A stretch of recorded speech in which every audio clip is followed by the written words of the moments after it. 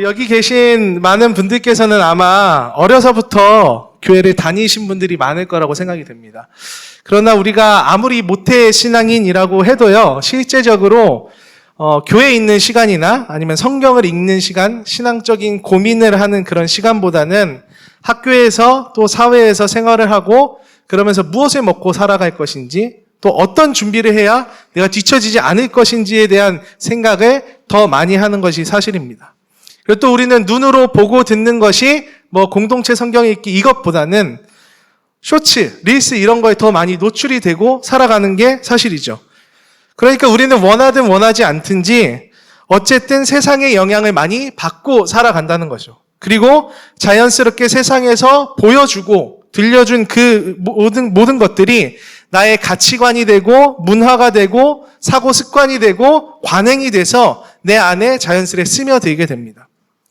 그렇게 스며들어 살아가다 보면요, 문제가 생기게 되죠. 뭐냐면 내 안에 자연스럽게 스며들었던 세상에서 당연하다라고 말했던 것이 하나님의 말씀과 마주했을 때 충돌이 일어난다라는 거죠.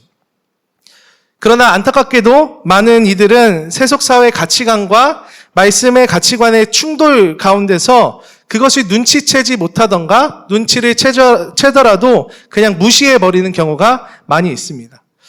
예를 하나 들어보자면 대표적인 걸로 제가 생각난 건 부동산이 좀 생각이 났어요. 우리가 집을 알아보죠. 정보를 그리고 공유합니다. 저도 이사를 가고 싶어서 정보를 공유를 해요. 얼마 전에도 수빈 누나랑 공유를 했어요. 여기 넣어보십시오. 이렇게 공유를 했거든요. 근데 이게 문제가 되진 않죠. 이거 부동산 알아보는 것 자체는 문제가 안 되는데 이것이 우리의 욕망이 합쳐지게 되면 투기가 되게 된다라는 겁니다. 물론 우리는 하고 싶어도 못하는 것이지만 투기에 대해서 이것이 욕망과 합쳐지면 투기가 돼버려서 많은 사람에게 피해를 끼치게 되는 거죠. 그래서 전세 사기 같은 게 일어나서 많은 이들이 자살하기도 하고 또 무너지기도 했습니다.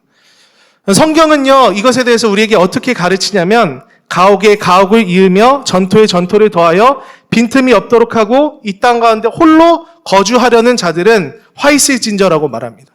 즉 욕심을 부려서 다른 이들이 살아갈 수 없는 환경을 만들고 혼자 살아가려고 하는 그런 사람들에게는 문제가 있다. 화가 있을 것이다 라고 경고하는 말씀인 것이죠. 그러나 우리는 이런 사회의 현상과 문화와 사고습관, 욕망을 계속 불어넣어주는 그것으로 인하여서 오히려 그런 현상을 부러워하기도 하고 또 때로는 찾아보기도 합니다. 그래서 종종 들리는 이야기는 교회 내에서 이런 정보가 오고 간다. 투기에 대한 정보가 오고 간다. 이런 이야기들도 들리곤 해요. 바로 우리가 세상 속에서 살아가면서 보고 들은 가치관과 사고 습관이 우리 안에 스며들어서 당연한 것으로 여겨졌기 때문에 그렇습니다. 그런데 이런 당연한 여김은요, 이것이 우리의 문제뿐만이 아니라 오히려 초대교인들에게도 큰 문제였습니다. 우리가 초대교인 하면은 엄청난 환상을 갖고 있어가지고 우리가 초대교회로 돌아가자라고 이야기를 하죠. 물론 배울 것도 너무 많지만 그러나 그 사람들을 자세히 살펴보면요, 어려움이 그들 안에 있었다라는 것을 우리는 발견할 수 있어요. 그 이유는 바로 이 사람들도 세속 사회가 전부였던 사람들이 갑자기 복음을 듣고 회심을 하여서 모였기 때문에 그들 안에 문제가 있고 계속 몰아쳐 오는 것이죠. 그 대표적인 교회가 바로 고린도 교회입니다. 이 고린도라는 도시는요, BC 146년에 집정관 루키우스 문미우스에 의해서 정복되었다가 파괴됐다가 100년 정도 버려져 있었습니다. 그러다가 다시 100년이 지난 BC 44년에 카이사르에 의해서 재건이 된 도시입니다. 근데 위치적으로 보면은 그리스 본토랑 그리고 펠로폰네소스 반도 사이에 있기 때문에 배 운반 전용 도로로도 활용이 되고 무역도 활발히 일어나면서 다시 부유한 도시로 성장을 하게 됐어요.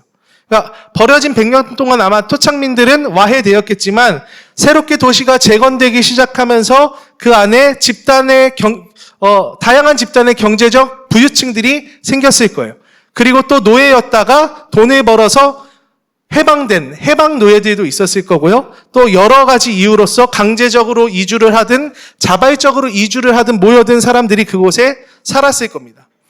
그래서 이 고린도 교회에 대한 설명을 보다가 어떤 분은 이렇게 말하더라고요. 저는 가보지 않아서 잘 모르지만 마치 지금의 뉴욕이나 로스앤젤레스와 같이 복합적인 곳이다라고 이야기를 합니다. 여러분 한번 생각을 해보십시오. 다양한 인종이 있고요, 계층이 있고 민족들이 모여서 살아가고 있습니다. 그 사람들이 처음 복음을 듣고 교회를 세웠습니다. 그렇다면 그 교회에 얼마나 많은 문제가 있을까요? 그들이 보고 배운 가치관이, 사고 습관이, 문화가, 관행이 한 번에 바뀌었을까요? 전혀 그렇지 않았겠죠. 모태신앙이라고 하는 우리들도 지금도 흔들리면서 살아가는데 이들은 어땠을까? 한번 생각해 볼 필요 있습니다. 세상의 문화를, 가치관을 자연스럽게 가지고 왔기 때문에 고린도서, 전서, 후서를 보면 늘 문제투성입니다. 그리고 오늘 우리가 읽은 본문도 이러한 사회 구조와 문화를 그대로 당연하게 받아들이면서 시작되었던 일입니다. 당시 고린도 교회 사람이 사는 사회에는 위에서 말한 것처럼 다양한 계층이 있었는데요. 귀족이 있고 평민이 있고 해방 노예가 있었고 그리고 여전히 노예로 살아가는 사람들이 있었습니다. 그들의 계급을 알아봐 보는 것은 바로 옷과 식사였죠. 이거는 지금 시대랑도 비슷한 것 같습니다. 우리도 지금 금융회사 같은 데 다니는 사람들 이야기를 들어보면 품위 유지비가 따로 나온다라고 해요. 왜냐면은 그 상대하는 고객의 수준에 맞추기 위해서 어느 정도 옷을 말끔하게 입어야 된다. 그래서 품위 유지비가 따로 나온다라고 이야기도 듣게 됩니다. 그런 것처럼 부유층의 옷이 따로 있었고 또 하층민의 옷이 따로 있었던 거죠. 또 무엇을 먹느냐가 그들을 갈랐습니다. 지금도 부유한 사람들이 먹는 거는 또 다르잖아요. 분식은 이제 선거할 때만 먹으러 온다. 이런 이야기도 들리기도 하고, 네, 다르다라는 거죠. 고린도 사회에서도 식사할 때 어디에 앉는가, 그것이 그 사람들의 신분을 결정을 했습니다. 귀족과 하층민이라 여겨지는 해방노예와 노예랑은 겸상도 하지 않았던 거죠. 그래서 당시 집을 좀 보여드리면요, 이렇게 생겼는데요. 트리클리움이라는 파란색 표시로 된 것이 트리클리움이고요. 초록색 곳이 아트리움이라는 곳인데요. 트리클리움 안에는 9명 정도의 사람이 들어가는 좁은 방이었습니다. 그리고 그 옆에 아트리움은 40명 정도의 사람들이 들어가는 방이었어요. 이 트리클리움에선 누가 식사를 했을까요? 넘겨주시면, 네, 바로 그 주인을 소유한 주인이나 그 주인과 친한 사회적 지위가 비슷한 사람들이 모여서 식사를 했던 곳입니다. 누워서 이렇게 서로 음식 건네면서 여러 이야기를 나눴겠죠. 그리고 그 외에 다른 사람들은 아트리움이라는 곳에서 밥을 먹었습니다. 장소를 통해서 가시적으로 지위와 신분을 나눈 거죠. 그래서 밥을 트리클리움에서 음식을 먼저 뜨고 나서 한 바퀴 돈 다음에 아트리움으로 나갔다고 해요. 그곳에 아트리움에서도 한 바퀴 도는데 가장 말속에 있는 사람이 마지막에 음식을 떴습니다. 이것이 당시의 문화였다라고 합니다. 당시 교회가 세워지고 성도들이 모이기 위해서는요, 장소가 필요했어요. 그래서 자연스럽게 부유한 사람이 자기 집을 오픈을 했겠죠. 그곳에서 예배를 허락했습니다. 그곳에 모여 예배할 때 그들이 가시적으로 트리클리움과 아트리움을 나눠서 식사를 했는지 같이 했는지 정확히는 알 수 없지만 여전히 신분의 차이를 뒀다라는 것은 보이고 있습니다. 즉 당시 당연하게 여겼던 그 문화를 교회 안으로 가지고 들어온 거죠. 그래서 바울이 지금 이렇게 지적을 하고 있는데 우리 함께 읽어봤으면 좋겠습니다. 고린도전서 11장 17절에서 18절 말씀 우리 같이 한번 읽어보겠습니다. 네, 함께 읽겠습니다. 시작. 다음에 지시하려는 일에 대해서는 나는 여러분을 칭찬할 수 없습니다. 그것은 여러분이 모여서 하는 일이 유익이 되기보다는 오히려 해가 되기 때문입니다. 첫째로 여러분이 교회에 모일 때에 여러분 가운데 분열이 있다는 말이 들리는데 그것이 어느 정도는 사실이라고 믿습니다. 네, 바울이 고린도 교회가 모이는 것을 칭찬하지 않는다라고 말합니다. 당시 그리스도인들의 모임은 토요일 저녁이나 일요일 저녁으로 추정이 됐는데요. 지금처럼 주 5일째 근무가 아니었기 때문에 모든 일을 다 마치고 저녁에 모였을 거예요. 즉 일주일에 정기적으로 그리스도인들이 모이는 그때에 문제가 생긴 거죠. 그리고 그 문제로 분열이 일어났습니다. 그래서 바울은 지금 너희를 칭찬할 수 없다라고 말하죠. 바울이 왜 그들을 꾸짖고 있을까요? 그가 배웠고 그리고 배운 대로 가르쳤던 교회의 모습대로 행동하지 않고 있기 때문에 그런 거죠. 바울은요, 고린도전서 1장 2절에서 교회가 어떤 곳인지 정의하면서 인사했습니다. 이렇게 나옵니다. 1장 2절인데요. 고린도에 있는 하나님의 교회에 이 편지를 씁니다. 그리스도 예수 안에서 거룩하여지고 성도로 부르심을 받은 여러분에게 문안드립니다. 또 각처에서 우리 주 예수 그리스도의 이름을 부르는 모든 이들에게 아울러 문안드립니다. 예수 그리스도는 이 사람들의 주님이시며 우리의 주님이십니다. 바울이 인사하면서 교회에 대해서 뭐라고 정의하고 어떻게 정의하고 있습니까? 그리스도 예수 안에 있는 자들, 주 예수 그리스도를 부르는 자들, 새로운 통치 안에 들어온 자들, 같은 주인을 섬기고 있는 자들이라고 이야기하는 거죠.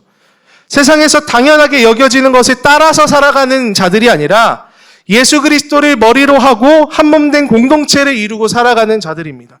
그래서 교회 안에는요, 유대인이나 헬라인이나 없고 종이나 자유인이 없고 본문에서 나누어진 부유한 자나 가난한 자의 차별이 없어야 하는 것이죠. 그런데 그들 안에 지금 분열이 일어났어요. 무슨 일이 있었던 걸까요? 그것은 고린도전서 11장 21절에 나와 있는데 함께 읽어보도록 하겠습니다. 11장 21절입니다. 시작. 먹을 때에 사람마다 제가끔 자기 저녁을 먼저 먹음으로 어떤 사람은 배가 고프고 어떤 사람은 술에 취합니다. 바로 주님의 만찬을 하는 식사 시간에 소외된 사람들이 생긴 거예요. 그리고 그로 인해서 분열이 일어났습니다. 이것에 대해서 자세한 것은 학자들의 견해가 한 두 가지 정도로 갈리게 되는데요. 첫 번째 가능성은 나중에 올 사람, 즉 늦게까지 일하고 오는 사람, 대부분 하층민이었겠죠. 해방 노예나 노예들을 기다리지 않고 먼저 밥을 먹었다라는 겁니다. 그래서 굶주리는 사람이 생겼다라는 거고요. 두 번째 가능성은요, 당시 문화에 따라서 식사 시간에 신분의 구별을 뒀다라는 겁니다. 아까 보여드렸던 트리클리움에는 상류층이, 아트리움에는 하류층이 밥을 먹었던지, 아니면 같이 먹었더라도 음식의 차이를 뒀든지, 또는 상류층이 먼저 음식을 뜨고 하류층에게 갔든지, 이런 신분의 구별이 있었을 것이다 라고 보는 겁니다. 사실 이게 어떤 것이든 상관없이 고린도 교회는 결국 지금 서로가 서로를 기다리지 않고 받아들이지 않고 용납하지 않은 상황이었다라는 것을 알 수 있죠. 결국 사회적 현실에 근거한 차별이 고린도 교회 안에 들어온 겁니다. 당시 그리스도인들의 모임은 식사와 예배가 합쳐져 있는 상태였거든요. 그래서 밥을 먹으면서 감사 고백을 하고 말씀을 나누고 또 주의 만찬을 진행하기도 했습니다. 주의 만찬이라는 것은 우리가 부르는 성찬, 애찬과 같은 것인데요. 이 시간을 통하여서 주님을 기념하는 거죠. 주님께서 죽으심으로 우리에게 어떤 일이 일어났는지 기념하고 또 더 나아가서는 가난한 사람들은 그때 와서 식사를 함으로 끼니를 해결하기도 했다라고 합니다. 그런데 지금 고린도 교회 안에 이런 차별이 생기면서 그 모든 의미가 무너지게 된 거예요. 무시되어 버린 거예요. 그래서 지금 바울은 주님의 만찬이 무엇인지 다시 설명을 하고 있습니다. 주님의 만찬은요, 바로 예수께서 십자가에 달리기 전 제자들과 함께한 그 식사 시간에 근거합니다. 빵을 떼시면서 이것은 나의 몸이다. 포도주를 따라주시면서 이것은 나의 피다라고 말씀을 하셨죠. 우리가 이렇게 주의 만찬에 참여함으로써 우리는 예수 안에 거한 존재입니다 라고 고백을 하죠. 그리고 그 안에는 나 혼자 있는 것이 아니라 제자들과 함께 식사를 하는 거죠. 그 안에는 나 혼자 홀로 존재하는 것이 아니라 나와 함께 건진받은 형제와 자매가 있다라는 것을 눈으로 보게 됩니다. 즉 주님의 만찬, 성찬, 애찬은요, 예수님의 죽으심과 더불어서 새로운 언약 공동체, 가족 공동체가 생겼습니다라는 것을 기억하는 시간이 바로 주님의 만찬입니다. 다른 말로 하면 예수께서 죽으심으로 모든 관계에서 화평을 이루신 사건을 기억하고 보는 자리가 성찬과 애찬이라는 거죠. 그래서 예수님께서는 모으신 제자들을 보면은 출신도 다르고요, 자라온 환경도 다르고요, 정치적인 색깔도 다 다르지만 한 자리에 모여서 식사를 합니다. 예수님의 죽으심으로 만든 언약 공동체의 모습인 거죠. 바울은 에베소서라는 책을 쓰면서 예수님께서 내어주신 살과 피로써 어떠한 일이 이루어졌는지 잘 설명을 해주었는데요. 조금 길지만 제가 한번 읽어드리겠습니다. 에베소서 2장 13절에서 22절인데 눈으로 한번 천천히 따라오시면 좋을 것 같아요. 에베소서 2장 13절에서 22절입니다. 네, 제가 천천히 한번 읽어보겠습니다. 여러분이 전에는 하나님에게서 멀리 떨어져 있었는데 이제는 그리스도 예수 안에서 그분의 피로 하나님께 가까워졌습니다. 그리스도는 우리의 평화이십니다. 그리스도께서 유대 사람과 이방 사람이 양쪽으로 갈라져 있는 것을 하나로 만드신 분이십니다. 그분은 유대 사람과 이방 사람 사이를 가르는 담을 자기 몸으로 허무셔서 원수된 것을 없애시고 여러 가지 조문으로 된 계명의 율법을 폐하셨습니다. 그분은 이 둘을 자기 안에서 하나의 새 사람으로 만들어서 평화를 이루시고 원수된 것을 십자가로 소멸하시고 이 둘을 한 몸으로 만드셔서 하나님과 화해시키셨습니다. 그분은 오셔서 멀리 떨어져 있는 여러분에게 평화를 전하셨으며 가까이 있는 사람들에게도 평화를 전하셨습니다. 이방 사람과 유대 사람 양쪽 모두 그리스도를 통하여 한 성령 안에서 아버지께 나아가게 되었습니다. 그러므로 이제부터 여러분은 외국 사람이나 나그네가 아니요 성도들과 함께 시민이며 하나님의 가족입니다. 여러분 사도들과 예언자들이 놓은 기초 위에 세워진 건물이며 그리스도 예수가 그 모퉁이 돌이 되십니다. 그리스도 안에서 건물 전체가 서로 연결되어서 주님 안에서 자라서 성전이 됩니다.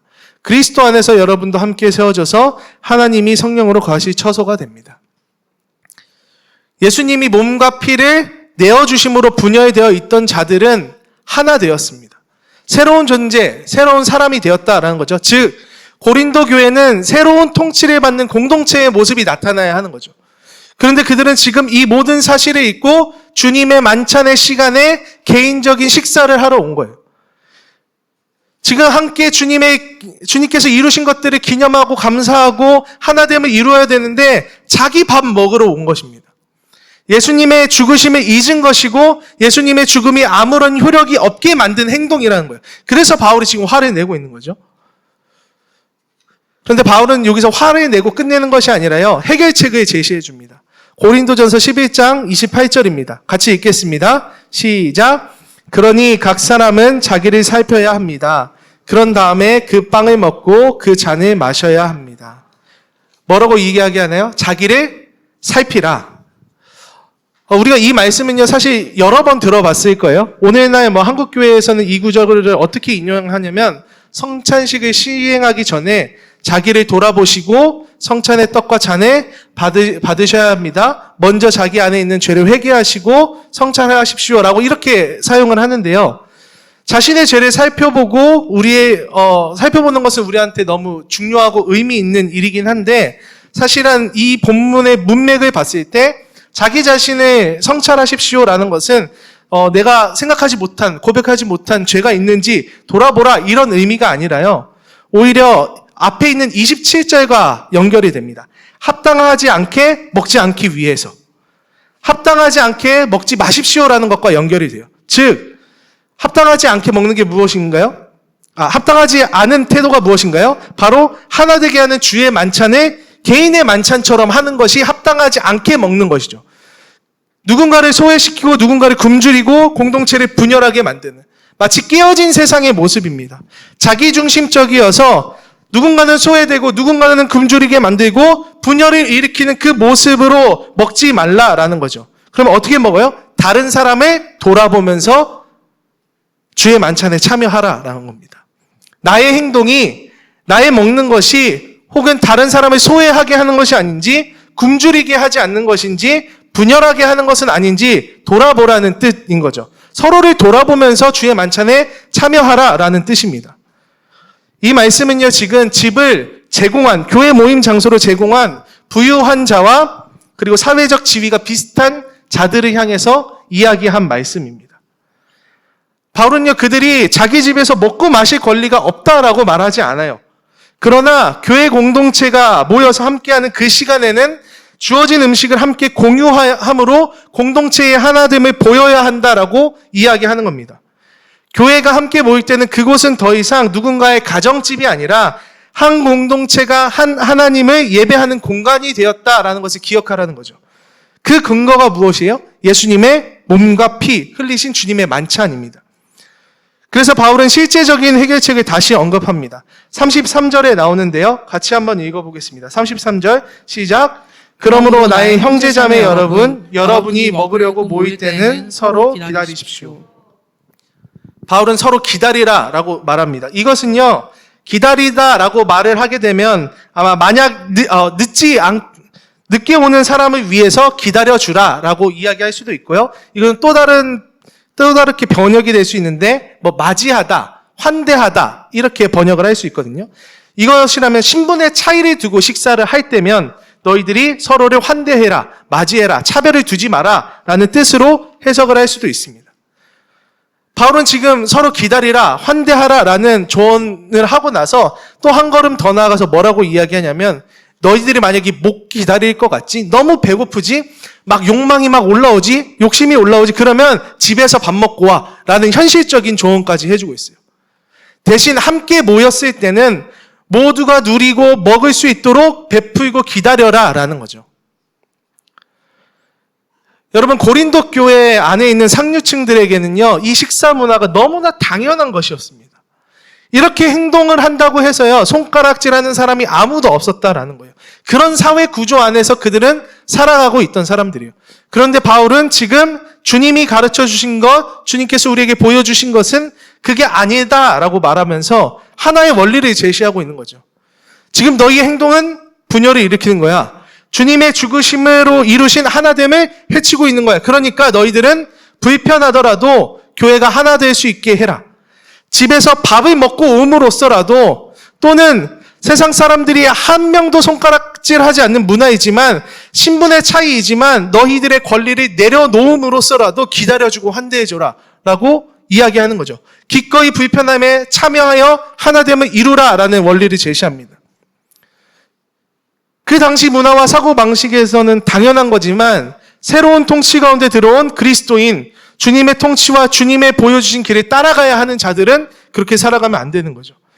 그래서 내 옆에 지체와 함께하기 위해서 올 때까지 기다리고 자기가 만족할 만큼 먹는 것을 포기하기도 하고 자신이 가진 지위와 특권을 포기합니다. 가난한 자들과 지위가 낮은 자들과 세상에서 한 상에서 식사하지 않는 자들과 함께 먹고 마시게 되므로 예수께서 이루신 하나됨을 가시적으로 보여주기 위해서 그렇게 하는 것이죠. 여러분, 교회는 어떤 곳이어야 할까요? 교회는요, 그리스도 안에서 새로운 통치 가운데 들어온 자들입니다. 그리고 교회는요, 하나님 아버지와 형제 자매들과 함께 하는 곳입니다.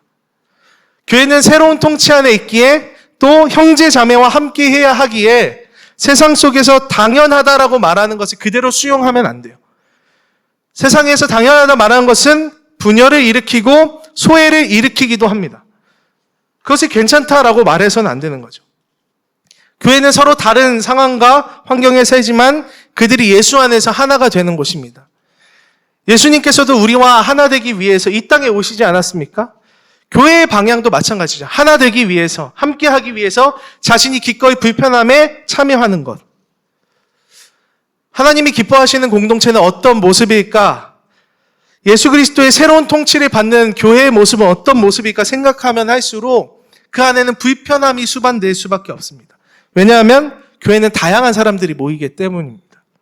물론 지금 우리 안에는 귀족이 있거나 아니면 해방노예나 노예가 이런 신분의 차이가 있진 않죠. 그러나 이음숙 교회도 마찬가지로 다양한 사람들이 모여 있습니다. 지역도 다르죠. 저는 동대문구에 살고 인천에서 오시는 분들도 있고 이 목동 지역에 사는 분들도 있습니다. 강서 지역에 사는 분들도 있어요. 그리고 또 얼마나 다양한 직업을 갖고 있습니까? 저희 숲만 봐도 다 다른 일들을 하고 있어요. 또 성향은 얼마나 다양합니까? 저는 활발하고 노는 걸 좋아해서 볼링 치고 끝나고 계속 있자 이렇게 막 붙잡는 편인데 우리 교회가 의무가 됐어요. 이제 끝나고 놀아서 한 10시까지 있어야 됩니다. 볼링 쳐야 됩니다. 라고 하면 떠날 사람들이 꽤 있겠죠. 재준이 형 아마 떠날 사람이 많을 거예요. 그렇게 성향이 다 다르다라는 거예요. 그리고 소실적 우리가 다 다녔던 교회의 배경도 다르다라는 거죠. 이렇게 다양한 사람들이 모이면요, 자연스럽게 세상의 문화와 가치가 교회 안에 흘러 들어올 수 있습니다. 그리고 요즘 시대의 풍조에 따라서 각자가 생각하는 게 당연하다라는 것을 기준으로 행동할 수도 있어요. 그럴 때 부딪힘이 일어나겠죠? 지금 우리 교회 안에 부딪힘이 있다는 것은 아니고 부딪힘이 일어날 수도 있다는 겁니다. 고린도 교회도 마찬가지였어요. 모인 지 얼마 안 된 교회이기 때문에 서로 조정하고 고민해야 할 게 많은 교회였던 겁니다. 그래서 문제도 많아 보이는 교회였던 거예요. 이음숙 교회도 시간이 흐를수록 또 사람이 늘어날수록 우리 안에 문제가 생길 수 있죠.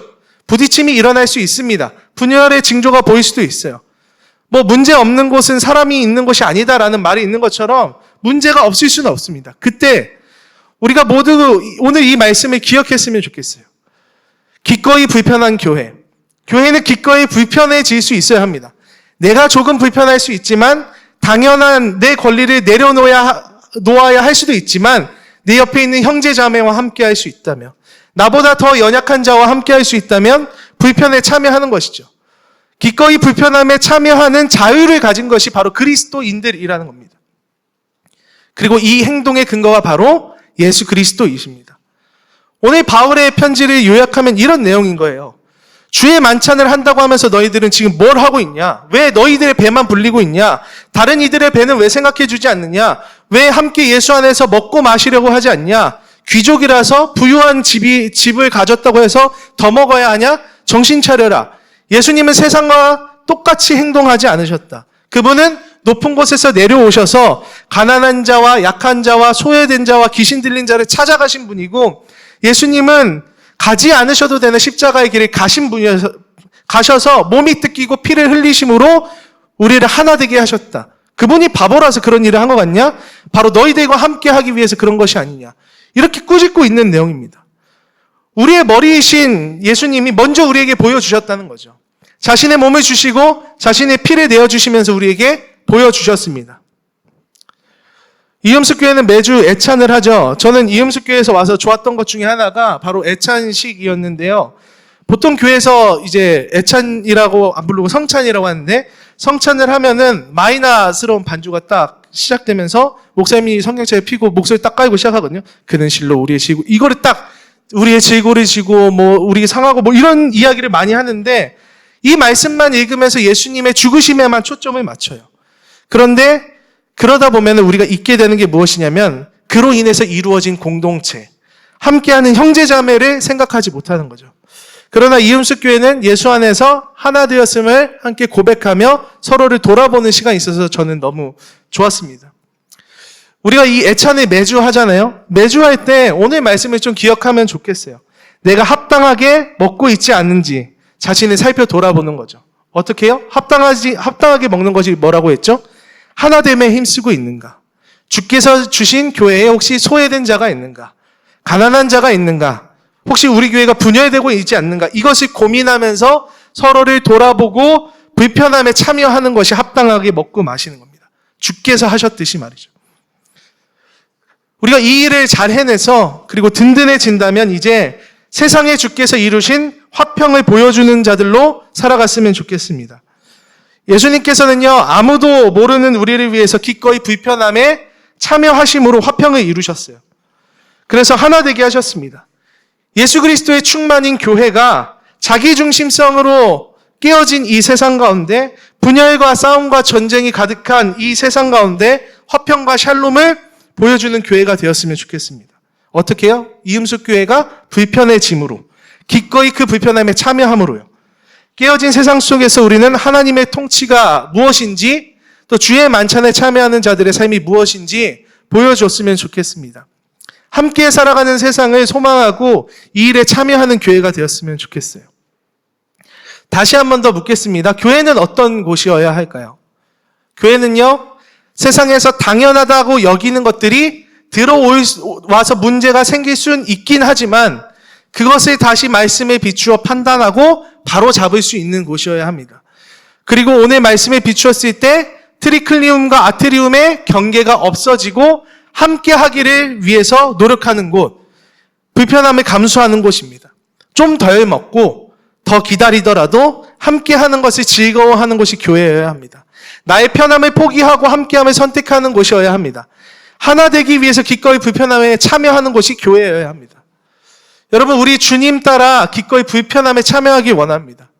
주님의 몸된 교회의 하나됨을 위해서 수고하고 우리가 애쓰길 원해요. 나의 것을 내려놓고 하나됨을 위해 불편한 자리로 가는 것은 다른 말로 하면은 주님께서 우리에게 보여주신 사랑의 모습입니다. 그렇게 함으로 주님의 몸된 교회를 이루길 소망합니다. 예수를 믿고 산다는 건 쉬운 일이 아니죠.